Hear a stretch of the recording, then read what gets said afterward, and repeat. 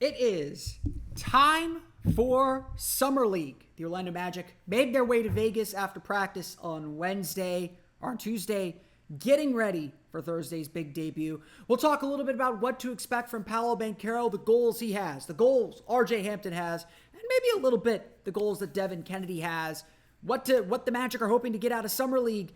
It's time for a Wednesday edition of Locked On Magic.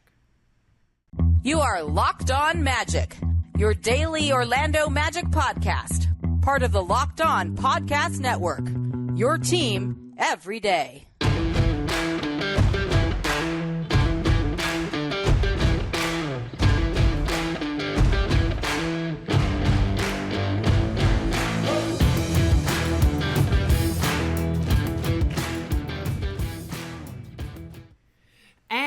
You are indeed Locked On Magic. Today is July 6th, 2022. My name is Philip Rossman-Reich. I'm the expert insight editor over at OrlandoMagicDaily.com. Of course, follow me on Twitter at PhilipRR_OMD.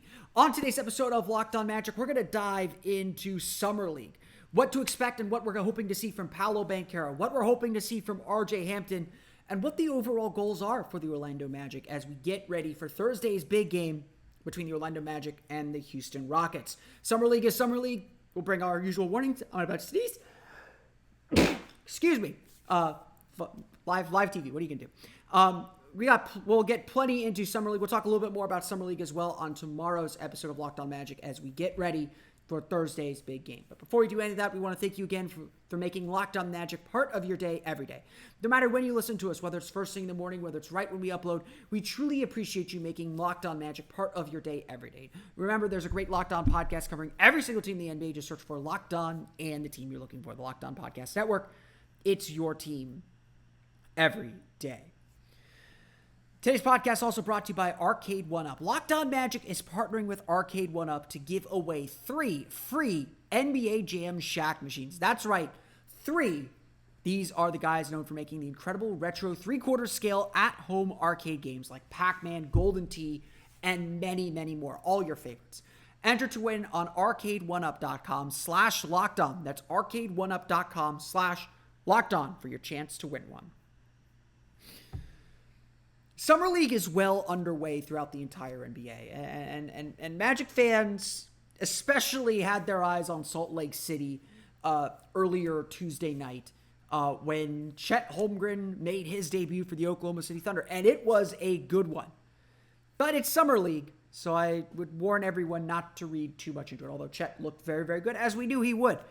I will repeat this line. I will say it again because Chet's going to have a bad game here. Paolo's going to have a good game. Paolo's going to have bad games. Franz Wagner was terrible in last year's Summer League.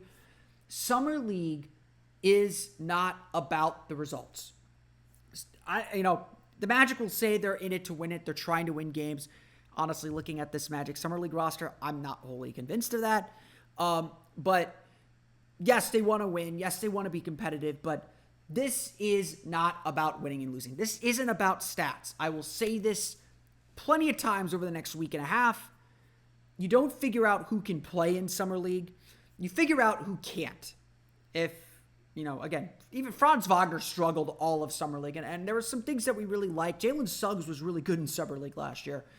There were things that we liked about Franz, but we were all really worried about Franz Wagner going into training camp. And obviously, he hit the ground running in the regular season. He was all rookie first team.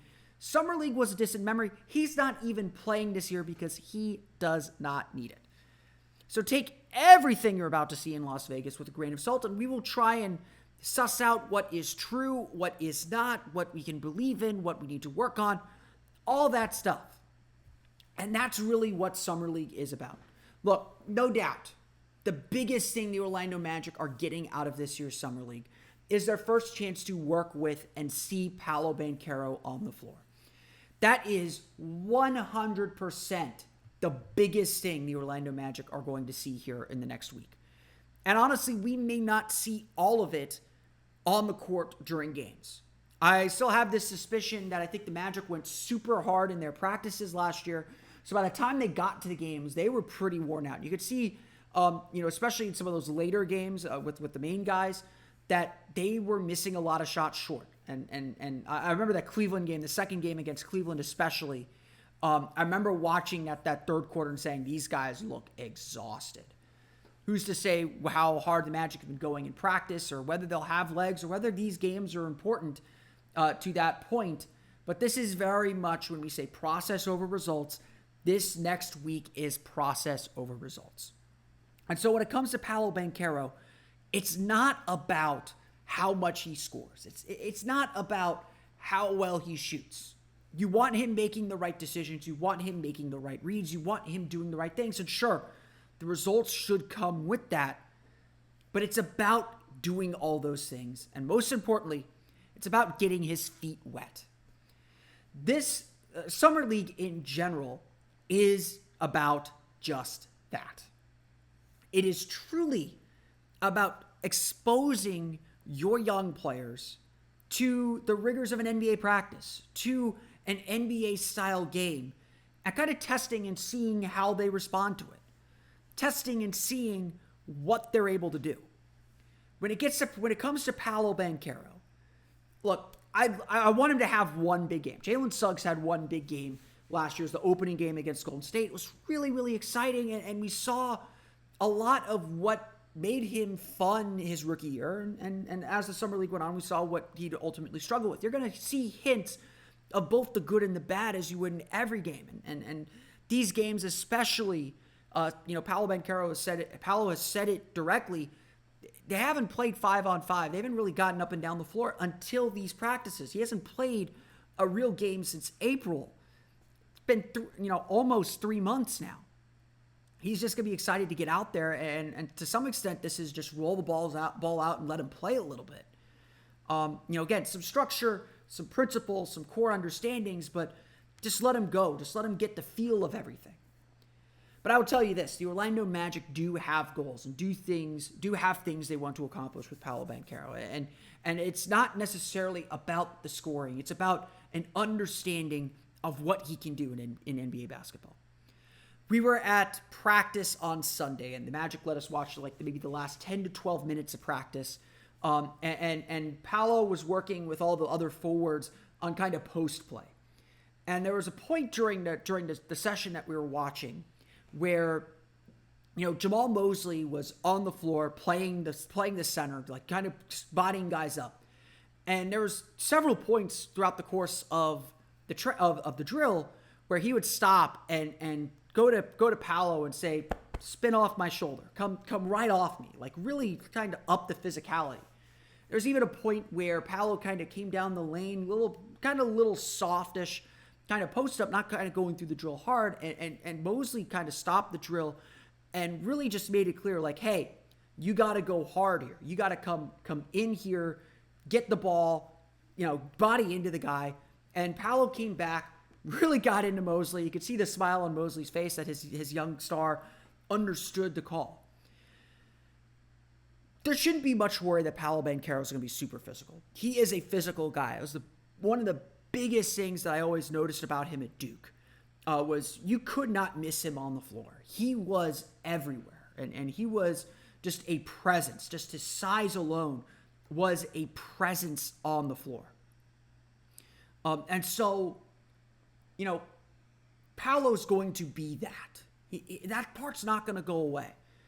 But what he has to understand, and I think one of the big things the Magic are going to try and have him understand this year, or this week at Summer League, is that he can do this at the NBA level. Not to be afraid, to understand that there is another level to his game that he's going to have to reach, and that the Magic are going to have to kind of coax and develop out of him. There is no dipping your toe in the pool here. You got to dive head first. That's what Summer League's about, and it's okay to fail. Failing at this stage, not a big deal. Honestly, not a big deal at all to fail at this stage of the process. Make your mistakes in Summer League. Franz Wagner certainly did. Play your game, find your spots, get comfortable in the NBA system and NBA rules, with NBA calls, with NBA plays, with NBA coaching. Banchero noted that one of the big differences in the NBA is the speed at which things come at you. I do a lot at these guys early on in training camp just to kind of get terminology down, to get the basics of what they're trying to do and what they're trying to run, so that they're a little bit organized during these games. But he said, in college, you could kind of stop and take the time to explain things. Here, it's explain and just go. That's the difference between the NBA and college. As good as Coach K is as a teacher, the NBA doesn't have time to waste. They know they got the players for an hour and a half. They don't want to waste their time. They're going. And that's what this summer league is about. That kind of exposure. For a young player like Paolo Banchero especially, it's this understanding and this exposure to the NBA game. Again, make your mistakes now. Figure out where you can get your shots. Figure out which shots are bad shots. Have the coach yell at you for taking a bad shot here. That's okay at this stage and in this setting and in this environment. It's not about being perfect. Honestly, if Paolo Banchero has the kind of game that Chet Holmgren had Tuesday night against in Salt Lake City, if he has that kind of a game, great. That's a good thing. If he doesn't have that kind of a game, so what? It doesn't really matter. What matters is he's learning and understanding what the right reads are, what the right things to do are, and gets the understanding heading into the rest of his offseason and getting ready for training camp, what he has to do to be the best kind of player. This is Summer League. Like I said, it's not about who can play, it's about who can't play. And you can tell very quickly who can't play. I have a feeling Paolo Banchero is going to shine. He's going to really assert himself, and the Magic are going to be there letting him do it all night long. We're going to talk a little bit about what to expect from RJ Hampton, why he decided to come to Summer League, and what that means for him and his future coming up here in just a moment. But first, a quick word from our pals at Arcade 1UP. We have big news. The one, the only NBA Jam is back. Arcade 1UP, the leader in at-home retro arcade games, is not only bringing the best game ever back, don't at me, but they made it bigger than ever with a Shaq edition machine. We all know NBA Jam is perhaps the greatest basketball video game ever made. Don't at me, 2K fans. You know it's true. People are obsessed with NBA Jam. People like me who grew up playing NBA Jam, whether it's NBA Jam Tournament Edition or any of the offshoots, the 2-on-2 action, if you've never played the game, is perfect for the fast pace of video game lifestyle. And plus, the original NBA Jam came out in 1992. Shaquille O'Neal is on the Orlando Magic. So you get the good version of Shaq. Don't at me, Lakers fans. Go into your heart. You know it to be true. Magic Shaq was truly, truly special. Jump clear across the court and set the ball on fire in one of the first games ever to feature real and digitized NBA licensed teams. No fouls, no free throws, no quarters required. Compete with friends and family through all new Wi-Fi leaderboards, making you more connected than ever. Pre-order now from arcade1up.com. That's arcade, the number one, up.com for an estimated early September ship date. Arcade 1UP is the place for fun. They've got even more classics. It's not just NBA Jam. It's all the classic arcade consoles. Like Golden Tee. You probably see those in bars all the time. It's a fun game once you figure it out. Mortal Kombat, the original fighting game that turned video games into a $1 million industry, still holds up today. You're going to need it to know what's going on in the movie too. And many other great video games starting at just $399. Check this out too. They're giving away an NBA JAM Shaq edition to a Locked On listener. Enter for a chance to win the game console for your man cave or she shed at arcade1up.com/lockedon. That's arcade, the number one up.com/lockedon. You've got till Friday, July 8th to enter to win the NBA JAM Shaq edition console. So don't miss out. Enter today.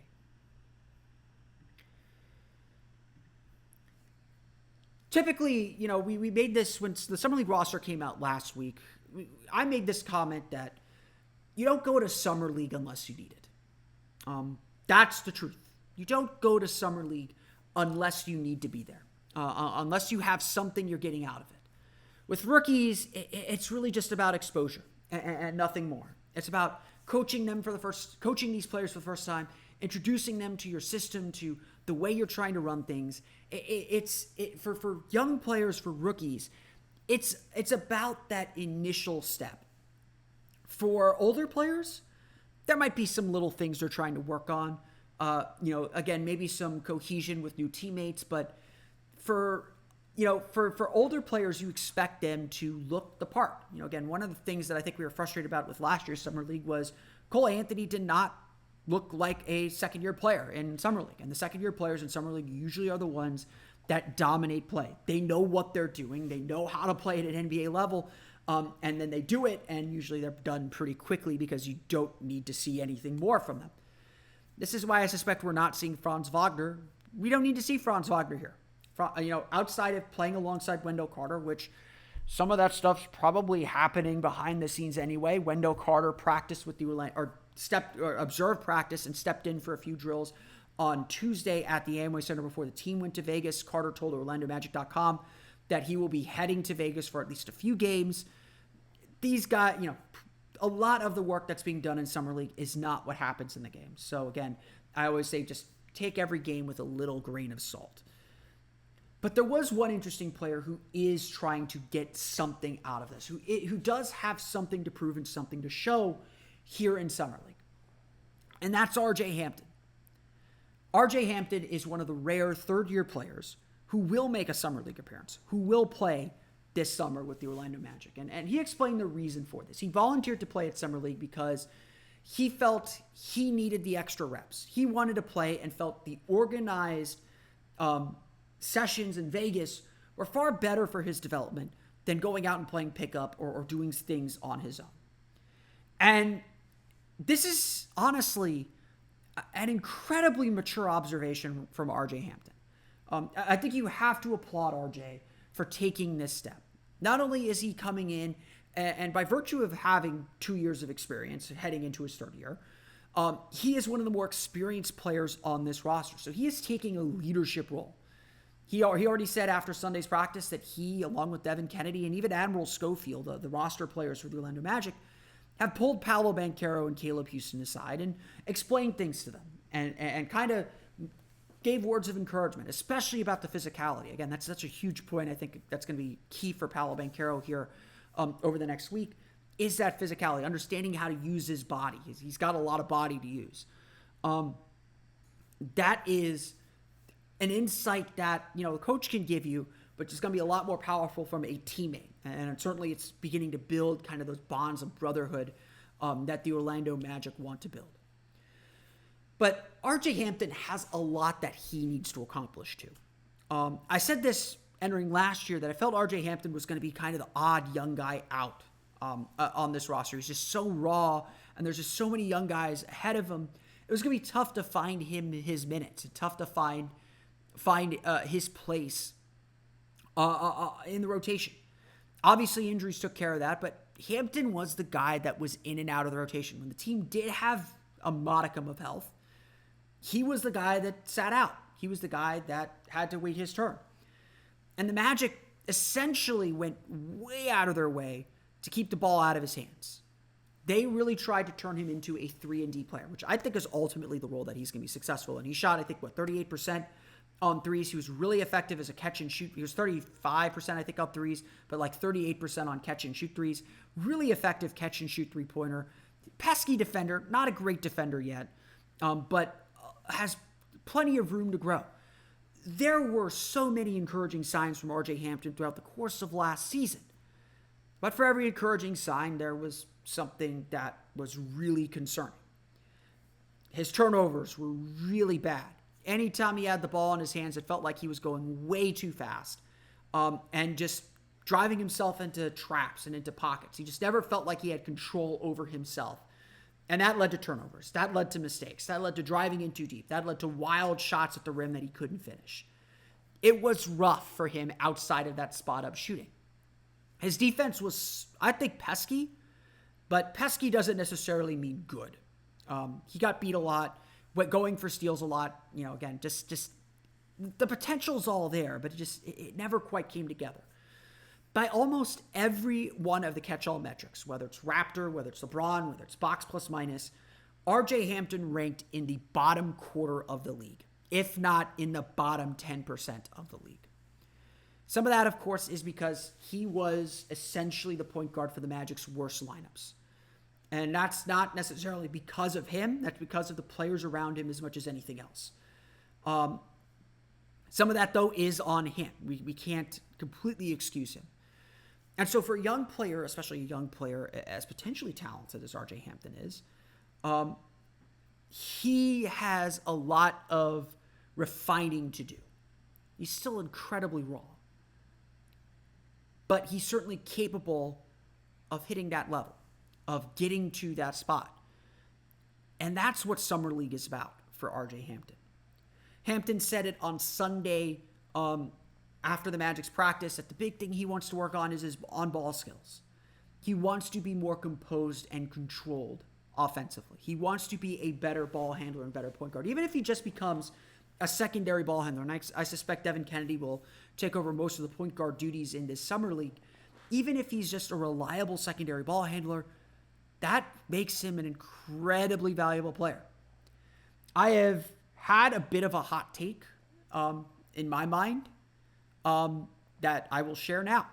I'm not saying this is true. I'm not saying this is how I feel today, but when I look ahead to what players can potentially be, I think RJ Hampton could have a much more secure place on this roster than a player like Cole Anthony.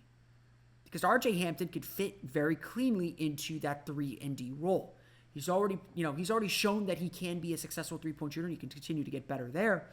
But if he can gain those controls, if he can gain that control and composure, then all of a sudden you've got a really strong player. And obviously that's what the Magic are hoping to see. And that's probably what RJ Hampton is hoping to show at Summer League, that he's gained this control and this composure. Where Paolo Banchero and the Magic's rookies are probably using Summer League to dip to kind of get exposure to the NBA system, to kind of feel what an NBA game feels like, RJ Hampton actually has some work to do. His play, not necessarily his stats, but his play matters. How he plays, what he does, and where he grows are extremely important for this team. It's going to be one of the key things that we watch because RJ Hampton has a ton to prove this week. We'll talk a little bit about what Devin Cannady has to prove and why he really has a big opportunity here in Summer League coming up in just a moment. But first, BetOnline.net is your number one source for all your betting needs and sports info. Find all of the latest sports developments, league reviews, and news, including Major League Baseball plus NBA futures, all on BetOnline.net. We do have some updates on the BetOnline world. Let me pull up the odds here. We did get updated odds for the NBA championship. The Magic still kind of hanging around here. Let me see if I can pull these up real fast. It's taken forever, like it always does on my computer. But the Magic, I think, are going at about plus 1,000, so 100 to 1 odds, maybe a little bit more. Let me pull this up here. It is taken forever. Looking at the odds to win the championship, the Orlando Magic are going at plus 50,000, so 500 to 1 odds to win the championship. They are not the worst team. The Houston Rockets are plus 100,000. That is 100 to 1 odds. So Magic got a lot of work to do to get where they want to go. But interesting notes. There was some movement on the lines, I believe. Some movements on the line here for the NBA. We saw Chet Holmgren's big game. According to some books, Chet Holmgren now the favorite to win Rookie of the Year. Now, our friends at BetOnline do not have that posted quite yet. The best you could get is Paolo Banchero over under 17.5 points per game. That's minus 115. So that is, you bet 115 to win 100. So over under 17.5 points per game, over under 6.5 rebounds per game. That's the power of BetOnline. You can really bet on anything, and that remains the best spot for all your sports scores, podcasts, and news this season. BetOnline.net is the fastest and easiest way to check out all your favorite sports and events, including, like we said, baseball, MMA, boxing, and even golf.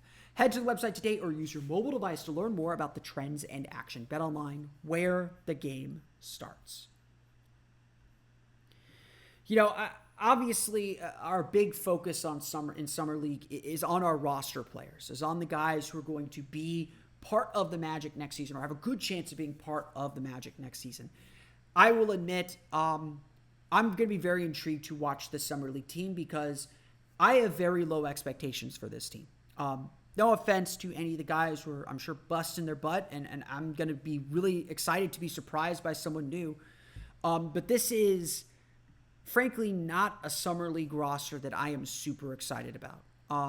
The only guy that I really look at that's not a roster player that I'm intrigued to see where he's at is Aleem Ford, because I thought Aleem Ford played really well in his limited minutes with the Magic last season. But otherwise, the names that I saw, or the names that I was aware of, I'm not super excited to see this team. And even one of the guys that I was excited about, I asked a Michigan fan about him, and he was like, "Nah, no, you don't get excited about this guy."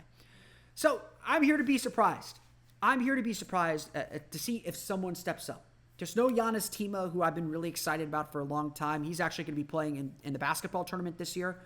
There's no Giannis Tima. It's obviously no Franz Wagner. There's not even guys that were really established on the Lakeland Magic. It was a bad year for the Lakeland Magic last year. New coach. They really struggled to kind of get their footing. Dealt with some injuries.